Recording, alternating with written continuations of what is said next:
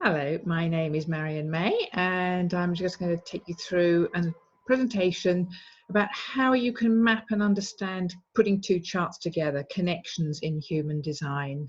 And this question comes up quite a lot on the various Facebook groups, so I thought I'd just put something together to help you begin to map it yourself, begin to know what it's looking at and how it works. So this is assuming that you actually have your own human design chart to begin with, and that you know a little bit about the basics. If you don't, then I suggest you go and start and get some of the basics and get your own chart. And what we're looking at here is the mechanics of two people in a relationship. So this could be, a parent and a child. Now, if there are 4 of you in a family, that's a different dynamic altogether. But if you imagine the 4 of you in a family and 2 of them go out the door and there are 2 of you left, then you can look at your connection in this way.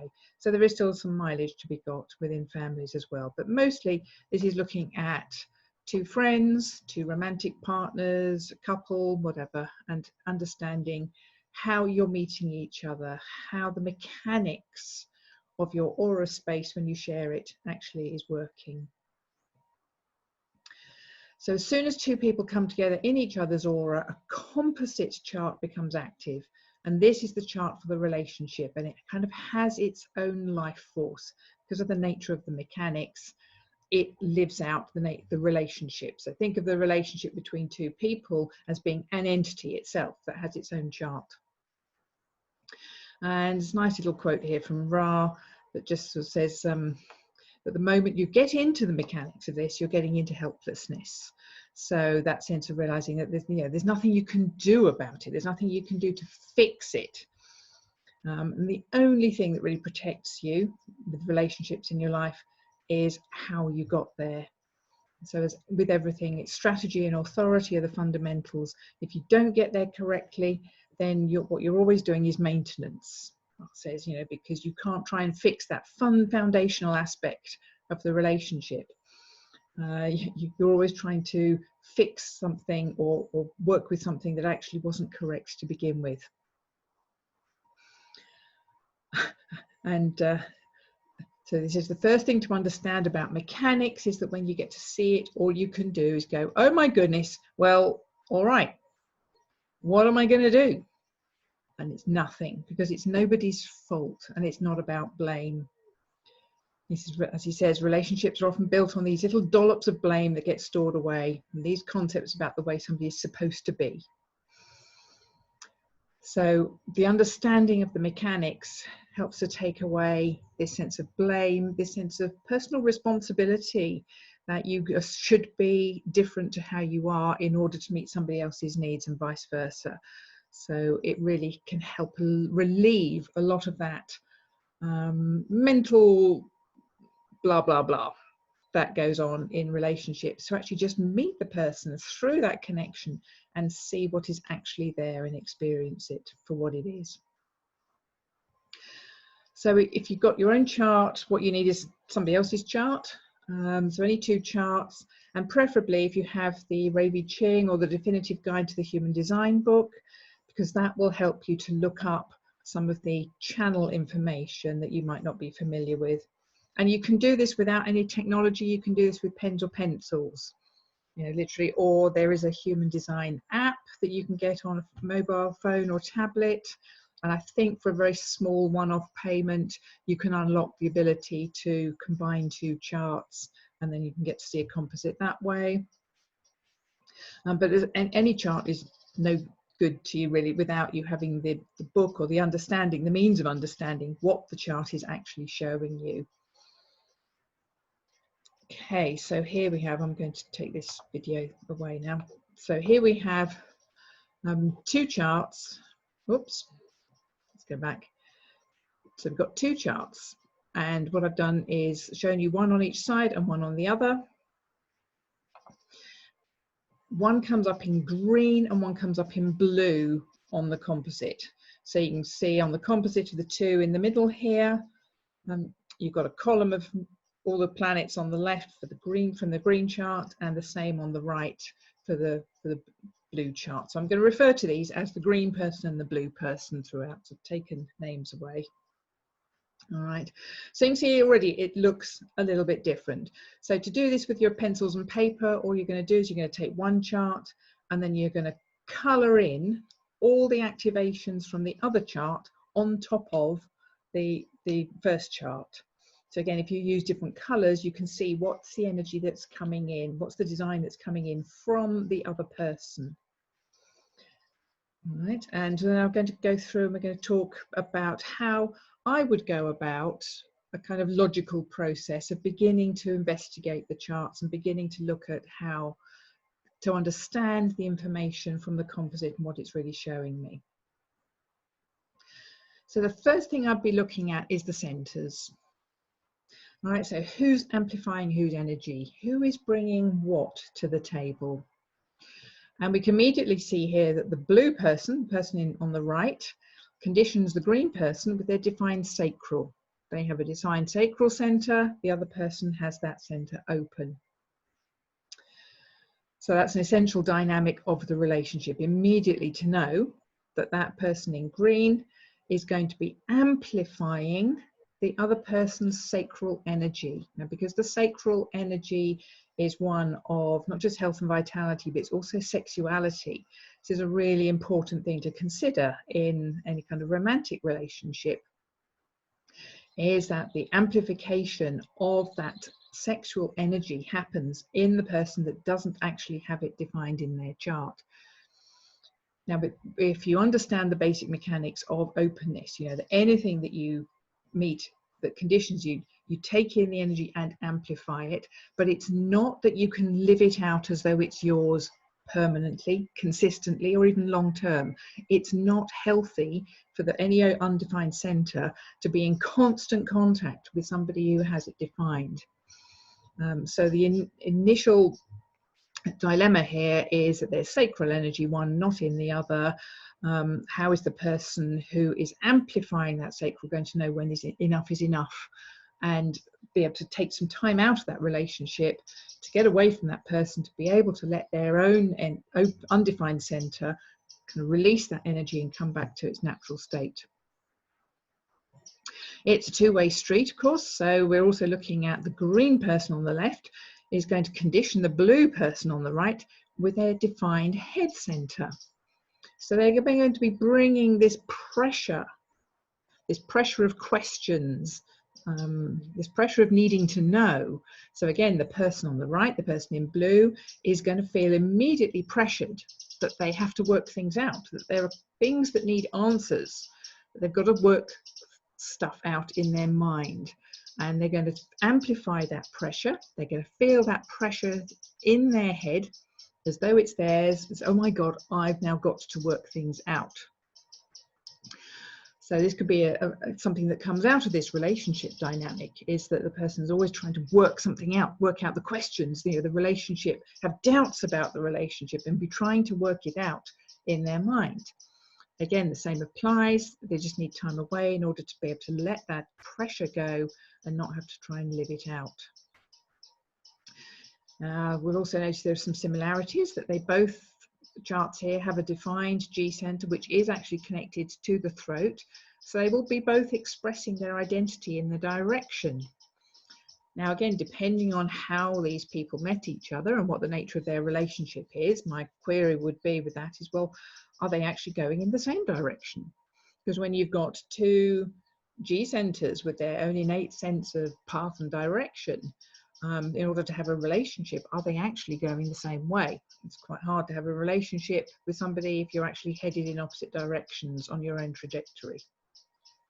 You can do, it could be short term and an absolutely delicious, wonderful, fabulous relationship, and it's not going to last. And again, if you understand the mechanics, you can look at that and kind of go, well, that's cool. That was just what it was for what it was, and there was no reason it needed to continue any longer. So immediately you can see that as soon as these two people come into each other's aura, there are aspects that come alive in them that aren't normally there. And I like this little quote from Ra on the left here. He says, most couples don't have a sense of their partner beyond the relationship. So it's really funny when you think about that. It's Ra's sense of humour. The only understanding that they have is the way that they connect to that partner. So they cannot meet each other without these mechanics coming into play. So this person on the left cannot meet the person on the right without getting conditioned by that sacral center. They just cannot. They can't sit sort of like far enough away and kind of watch them and learn about them that way. They come together, and this is what comes out of it. So immediately they're changed, and so the person on the right doesn't know the person on the left. So the blue person doesn't know the green person without that quality of sacral energy in them. They have absolutely no idea what that person is like when they're not getting their sacral center conditioned by being together. And same with the head center. Okay. Next, we're going to look at the channels. Who is bringing what characteristics to the table? So we've looked at the centers. Now let's look at the channels. It's a concept called companionship, and it's present in this chart. And it's when both people have the same channel. So both these people have this channel 1-8 inspiration, which connects the G center to the throat. It's there in the middle. They both have it. Now, companionship, as is there in the name, it's that sense of, oh, I understand this energy. We're both alike in this. You can see yourself in the other person. That sense of, oh, yes, I recognize this energy. And certainly in, let's say, in younger lives, companionship is less of a factor.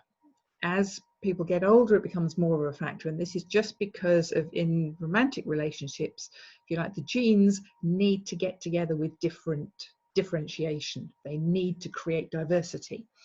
So you're not going to be so attracted to somebody who's just like you. But when you get older, that's actually the kind of relationship that feels easier, feels more comfortable, because that genetic imperative to create offspring that have sufficient biological diversity isn't so present, and therefore the companionship can be quite delightful and enjoyable.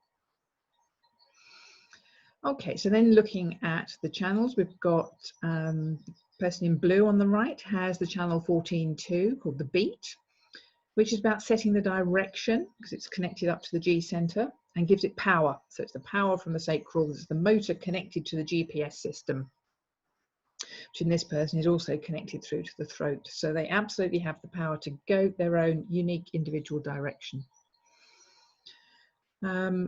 Green has the 61-24 awareness channel in the head, between the head and the ajna, which again is this pressure to know, and is about the ability to just keep sort of chuntering things through the mind, and occasionally an insight of knowing, a satori kind of moment comes through, and they don't just know something with great clarity. Blue person has then got the 43-23, which goes from the ajna to the throat, which actually can conceptualize and then express the knowledge that comes from the 61-24. So as a kind of companionship here, we've got one person who has the knowing, and then the other person who can actually find a way of expressing it. And then green has the 13-33, completely unconscious channel, again G center to throat. The channel of the prodigal, which is about expressing the understanding of history, and the other person doesn't have that. So we're just looking at these kind of individual expressions and then how they come together in this composite. So we can see when we look at the two together, there's a lot of very individual energy, and it's going through the G centers, that quality of direction. So as I mentioned earlier, the two G centers going in the same direction, because one person is powering away off in their direction and the other person doesn't have the sacral energy to power away. But when they come together, that power for direction comes into play, and it goes straight up that central column. They also have the 61-24 and the 43-23 right down the middle, the ability to have that knowing, that mutated knowing, and express it in a certain way. So we can look at this and kind of go, right, we see this aspect of the life force, and this is what they're both bringing. So they're both familiar with their own channels, hopefully, and how they work, and then when they come together, these are the channels that combine in the relationship. And then what we're looking at is there are two new centers connected by a new channel. Right, so we can see neither of these charts on the left or the right have a defined will center or solar plexus center, yet the composite, the two of them together, has a defined will, defined solar plexus, connected, defined and connected by this channel of community, the 4037. 40 comes from the green person, 37 from the blue person. This is called an electromagnetic connection. So it's where one person has one gate and the other has the other gate, and it's like two sides of a piece of Velcro coming together. You know, they latch on together and they create this new channel. So this channel is now going to be expressed through their relationship. And this is the channel of bargains, a channel of community, and it's the community support. It says actually within the right community, the work they are going to do is going to be supported, and they're going to feel that sense of support and loyalty to each other. Now, what I was just going through before with their channels, each one of them respectively, was a lot of individuality, which is very, very different energy to anything that's tribal, which this channel is. Individuality is like the process of individuation that says, I'm going my own individual way, I'm doing my own unique thing, I'm doing it my way. And then this channel of community says, well, actually, there's more than just one person. There's several people, and we can get together and do things together and support each other. And we have bargains by which we join together, and we use its willpower connected to emotionality. Two powerful motor centers here. So very strong connection. And only when they're together do they create this tribal emotional wave, and along with the energy for commitment and proving through the will center. Neither person has this alone. So when they come together, they can possibly find that they have a really good quality of bargain. Now, this would again depend on them being absolutely correct in coming into the relationship. If they don't enter correctly, then this bargain probably isn't the right one, and there will be forever arguments about, but you said you'd support me, and you're not supporting me enough by doing enough work at home, you're always out at work, or you're not supporting me enough by taking enough care of the children. You know, I don't feel supported because I have to come home and from a day out at the office, and I also have to work when I get home. I don't feel that we're working together. It could be a lot of angst around this connection. It can be a very lovely connection when it's correct, because it brings in that quality of that the family. It really is fundamental for family making and holding the family together and making sure everybody's supporting each other and pulling in the same direction. So this relationship, as is the case you'll find with most composite charts, when you put them together, they will create something that has an emotional authority. So most relationships have to run through an emotional authority. So whereas these two people are quite used to their individuality and not having to deal with an emotional wave, being able to maybe make decisions through response or through their G center quite quickly, when they come together, decisions have to be made through this emotional wave process. So they don't have clarity in the now anymore. They both have to be able to surrender into this new entity, this relationship entity, and actually we will need to feel our way into the bargains, need to feel our way into the decisions about how we're going to move together. All right, so this is a wholly new quality for them. And as I put a little note through here from Ra, it says electromagnetic connections. Electromagnetic is attraction and repulsion. So they can feel that draw of like, oh, I just want to be in that community embrace, but at the same time their individuality can find that really quite stifling. It's like, oh, just get me out of there. I don't want to have to be loyal to anyone. I just want to go and do my own thing. So already we're seeing some areas where this particular relationship could be in tension. Now, if these are siblings or a parent and child, that it's different than if it's two people trying to create a relationship together that they imagine or think, hope is maybe going to be a marriage or last long term or whatever. All right, so when we're looking at the mechanics, we can point this out and help people to become aware of this new element that comes in just through their connection.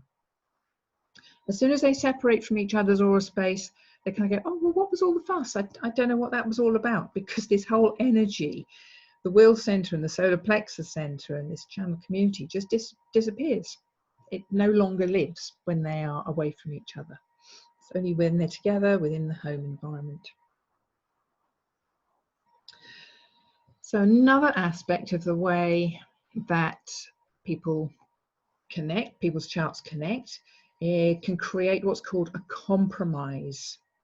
Now, compromise is where one person has the whole channel and then the other person has a hanging or a dormant gate. So they only have half the channel. And then this is actually where most friction and blame can be found in relationships, because again, people are not being correct. They can't surrender that aspect of their design to the other person. So we'll see here that the person in blue on the right has the channel of structuring.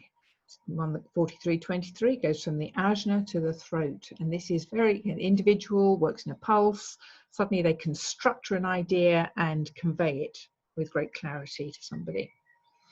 Now the person on the left in green has only got the gate 23, so they don't have that ability to actually structure their expression.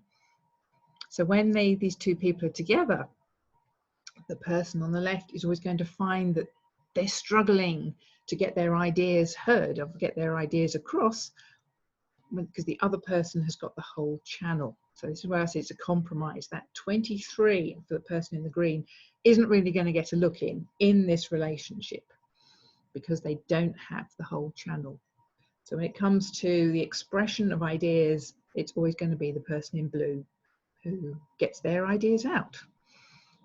And so you can just imagine, the arguments that might come out here. You're always talking over me. How come it's always your ideas that we follow? How come I never get listened to? You never seem to listen to my ideas. All these kinds of problems can come in here without the awareness. And then it works the other way around, where the person in green on the left has the channel 6124, the channel of awareness. And the person in blue on the right has just the gate 61. So the person on the left has the ability to think things through and this quality of spontaneously knowing something. So they might be able to know it, but then they can't express it. And it's the person in blue who has the 4323 who gets to express it. So the person in blue kind of isn't expressing their own ideas. They don't get to express what comes from them. They get to express what comes from the other person. So again, the mix up of ideas here, only being correct in this relationship could solve this potential dilemma. This relationship could easily be dominated by mental arguments over who's right and who's knows better, and who actually gets to express their ideas. All right, and that could be the whole dynamic of this relationship, where everything else just kind of gets ignored. Or it could be something that they've managed to work out between them and go, I kind of don't care that, yeah, you're the ideas person, and yeah, you're the person who always gets to share them. If there's no ego attachment to, well, yeah, but that was my idea and it came out of your mouth, then it doesn't matter. But again, even with awareness, this can be something that's less of a problem. So that's compromise. There are usually quite a few compromises come up in composite charts, and often in describing this dynamic to people are going, oh yeah, that's how we always are. Oh, and they've been working at it, working at it for some time if they're vaguely aware, which they usually are if they're coming to a human design analyst to look at their charts. How come we've never managed to solve that before? And it's because you cannot work around the mechanics. You cannot undo the mechanics and say, well, let's just pretend we've got different mechanics. This is what it is, and when you can accept that, the whole blame game just disappears. It really does. The whole blame and the judgment disappears. So that's your compromise connection. So look at those in your two charts and see if you can, through looking at the channel descriptions in the Human Design book or in the Ray V Ching, see if you can look at how that might be playing out between the two of you. Who gets to live out what energy and who therefore has to kind of almost like step back in their expression of that energy and say that it's not mine to express, that's somebody else, that's the other person's. Right, and then we have dominance. And this is another kind of connection that can show up in charts. And this is where one person has the whole channel and the other person has nothing there. It's completely white, no hanging gates, nothing. And sometimes this can be where the person doesn't have either of the centers at the end of the channel defined either. In this example that I've got here, got the person in green on the left has got the whole channel, the 36 to the 35 in red there, going up to the throat, the channel of transitoriness. It's emotional expression channel. And then the person on the right, the blue chart, has got completely empty, but they do have a defined throat, but they don't have a defined solar plexus. So I've changed the charts here to illustrate this dominance because it wasn't there in the other charts that I started with.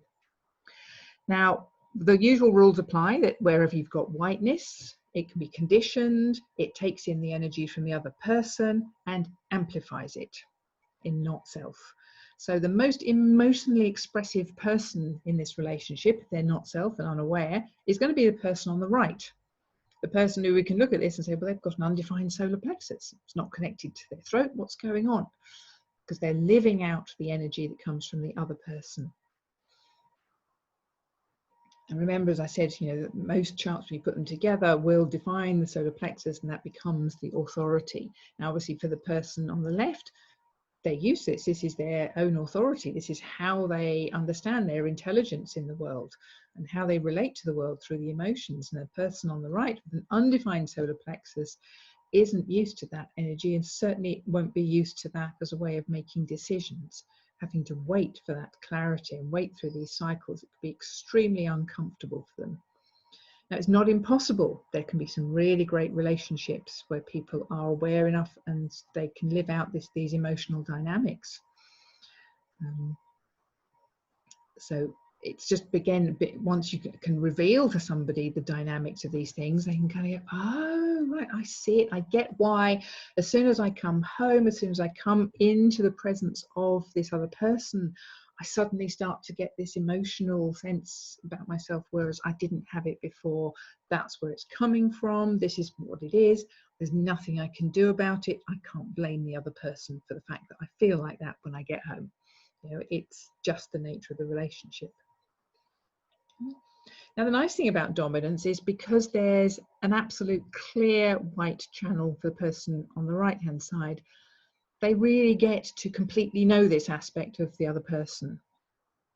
There's nothing getting in the way. And even outside the relationship, that channel continues to exist in the other person. So they get to know something about the person that is independent of their relationship. So that person on the left will always have that emotional expression, no matter who they're with. All right, so that's a way of being able to see through the connections and kind of go, ah, but that's who you always are.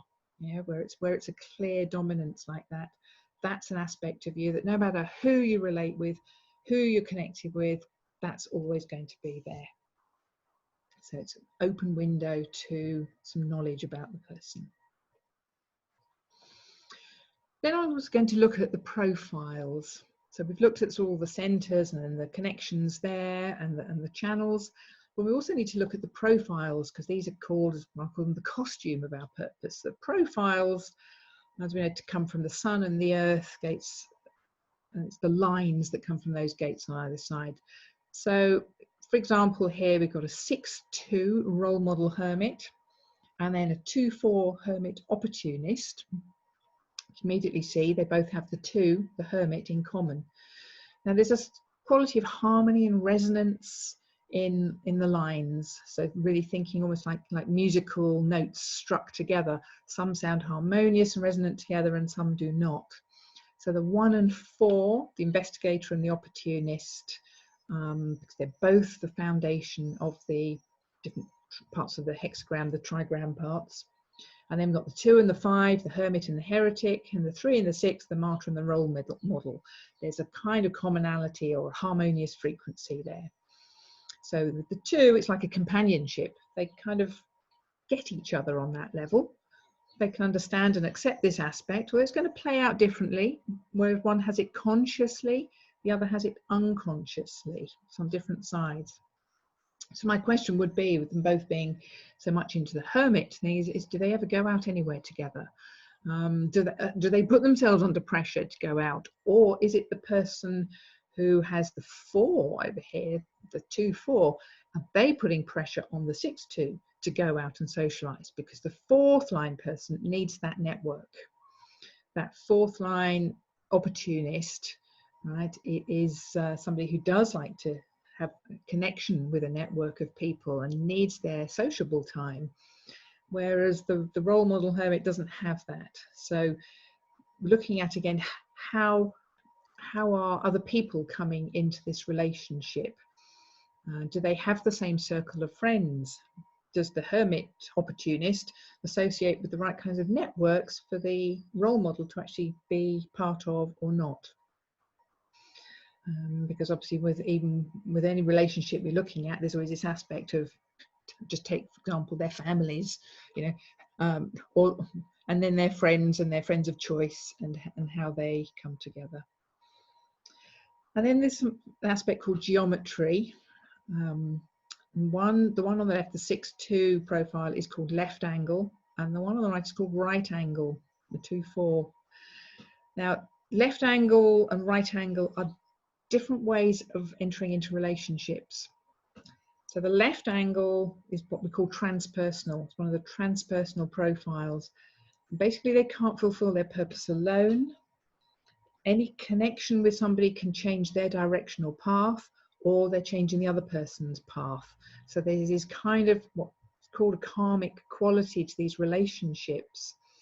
It's not a kind of casual relationship. Often it has a bit of a deeper purpose or deeper meaning to it. And they maintain often a connection to past incarnations and feel like when they meet somebody, oh, I feel like I know this person from somewhere before. There's that kind of quality to their relationships. Whereas the right angle, the 2-4, is very personal. They're working out their own life. It's about their own self-exploration and their own personal challenges. Doesn't have that quality of reaching across to the other person to find out, well, how are we going to influence each other? And then really not here to be absorbed into someone else's process. So the relationships don't contain the same path-altering potential. So their whole framework for the relationship, what they're expecting from it, what they're getting from it, how they're expecting it to play out, or how it might play out in their life, is completely different. And again, this doesn't mean that they shouldn't be in relationship together, because if you entered correctly through strategy and authority, and however that's played out, any 2 designs, any 2 sets of profiles can come together. But it's just about having that understanding of these qualities that surround that, is to understand, like, oh, I get it now, why, you know, my partner doesn't always want to go out with me when I go to meet my friends out in the park or whatever, or, you know, I like to go out and make sure I know that I can go and see people in a group, but I know my friend, you know, doesn't. Or that, you know, they both complain, oh, you know, we tend to get stuck at home, nobody invites us out. You know, where are we going to find the people that we want to be with that fit us both? That could be a dilemma in this relationship. And maybe it's that actually they don't. They need to spend time doing things separately, so that the opportunist can have their network and it doesn't have to involve the role model hermit. Now, there are connection themes. Ra gave them little catchy titles, which you might come across. And what these relate to are how many centers are defined and how many are undefined. Now, in the initial example I showed, there were 2 undefined centers. So that was a 7 and 2. But the way they go in kind of hierarchy is 9 and 0 is called nowhere to go. This is where all the centers are defined in the composite. However they get defined, when you look at the composite chart, all the centers are defined. There is literally like no room in their aura for anyone else to come in. And it can feel intensely delightful or intensely hellish. It's usually got that hallmark of being an intense relationship. It can be extremely difficult to separate because there is no no way in. There is no fracture point. There is no way in. There is no way out. So there's nowhere to go means that they're kind of almost like locked in. Now, people who make this work or for whom this works are often, they live in each other's space all the time. They live and work together, or they have very little contact. That's often a kind of, not exactly a solution, but that's a way that this can work. That when they are together, they can be in that intense aura where they're kind of just absorbed in each other and they don't need anybody else. And then they go off and have their other relationships and other aspects of life. Or they just literally, you know, shut themselves away in a little cottage somewhere in the hills where nobody else is around and live out their life together forever and ever. Maybe. So that quality of intensity, and people from the outside literally can feel like people disappear when they go into 9-0 relationship. They can feel like, oh, I can see that person when they're not with their partner, but I can't seem to get to them. It's like they disappear or become unavailable when they're in a partnership together. The next one is 8 and 1, have some fun. This is where there are 8 centers defined and 1 remains open. So we've got some room to go out for people to come in. So this open center potentially creates a mutual focus of interest in the external world. So they might have friends who are interested in the same thing coming in to see them, whatever the theme of that open center is. Or they both connect through the same similar kind of hobby, that they're both interested in going out into the world to learn this thing that their open center is open to. 7 and 2, work to do. Now this is because there are 2 open centers, and with 2 open centers there are kind of like 2 potential different ways to avoid the relationship, to go out of the relationship. And then what can often happen is that, say, you know, one gets into health. So there's, like in the example of the charts I had at the beginning, there was an open spleen and an open root. So one would get into health as their kind of area of investigation and expertise, and the other might get into adrenaline sports. And so therefore they no longer have that commonality of what they're doing in the outside world.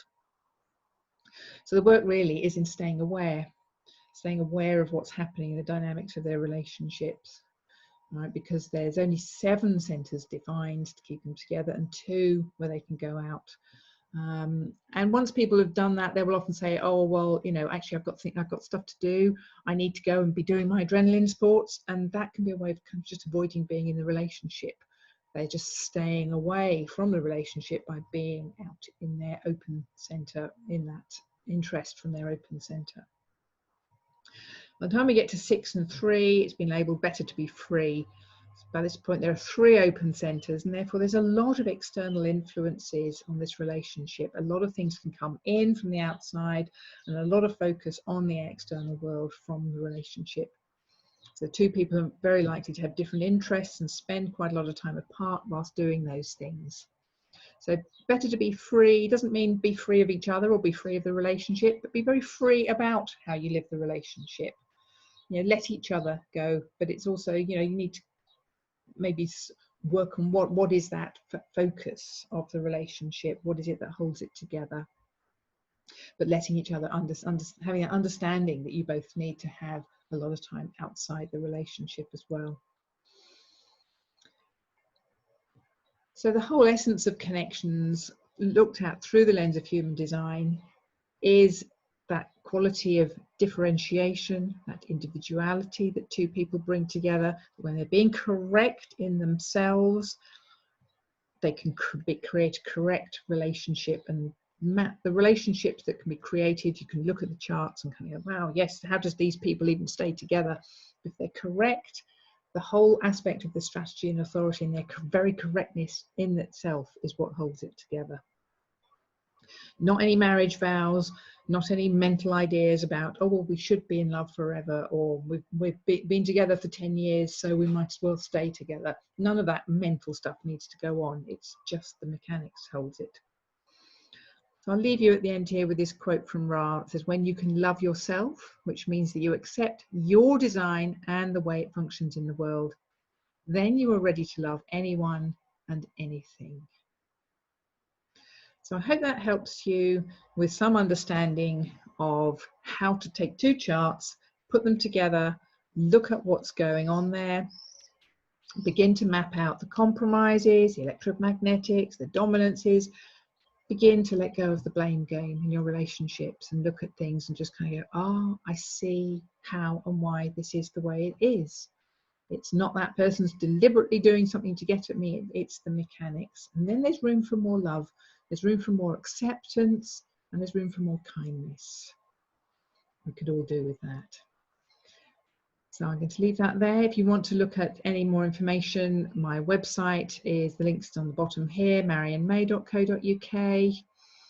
I'm a human design analyst by training, but I have not taken the certification qualification, but I have taken all the training, and I've been working with human design now probably for about, I've known about it for 15 years, been living my own design, experimenting with it, seen it prove itself to me again and again, convinced myself of the usefulness of it as a map. It doesn't describe the terrain, but it certainly does describe the map, and can bring an awful lot more openness to love into people's lives. Thank you for listening, and if you've got any questions, then please do either pop them in the comments, or you can find me on Facebook and various groups as well. Thank you.